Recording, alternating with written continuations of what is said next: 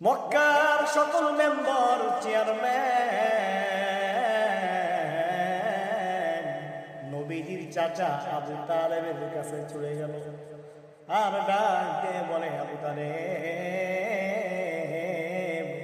তুমি তোমার ভাতিজারে বুঝাও, তোমার ভাতিজা আমাদের মূর্তিগুলোর গালমন্দ করে। হে আবু তালেব,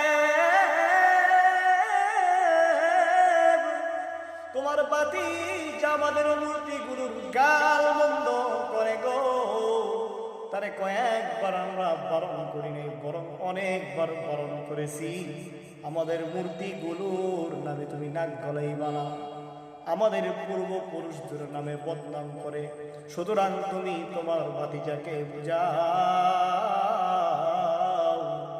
না হলে তুমি এবং তোমার ভাতিজা উভয় মাঠে নেমে আসো, তোমাদের এবং আমাদের মাঝে মীমাংসা হয়ে যাক। আবু তালেব অনেক কষ্টের মধ্যে পড়িয়া বাধ্য হইয়া আল্লাহর নবী সাল্লাল্লাহু আলাইহি ওয়াসাল্লামের কাছে চলে গেলেন আর ডাক দিয়ে বলে, চাচা যান, ও চাচার প্রাণ, আমি একটা কথা বলবো, তুমি শোনো। আল্লাহর নবী সাল্লাল্লাহু আলাইহি ওয়াসাল্লাম ডাক দিয়ে বললেন, চাচা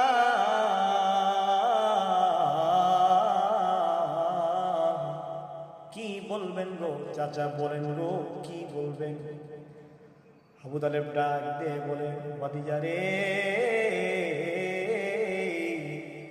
কুরাইশের সমস্ত নেতা এবং চেয়ারম্যান মেম্বার গুলো আমার বাড়িতে এসে জমা হলো আর আমারে ধমকি দিয়ে চলে গেল। তুমি তোমার ভাতিজারে বুঝাও না, না হলে উভয়ের সাথে তোমরা মাঠে নেমে আসো, তোমাদের আমাদের যুদ্ধ হবে।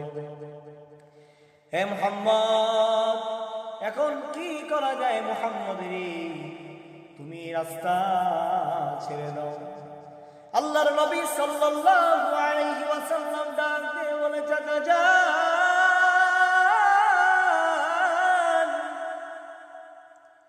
আমার তারা যদি আমার এক হাতে চন্দ্র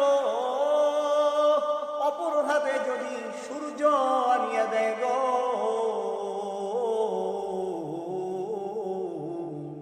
তবু আমি মুহাম্মদ এই রাস্তা থেকে সরতে পারবো না, আমি মুহাম্মদ এই কাজগুলো থেকে বিরত থাকতে পারবো না।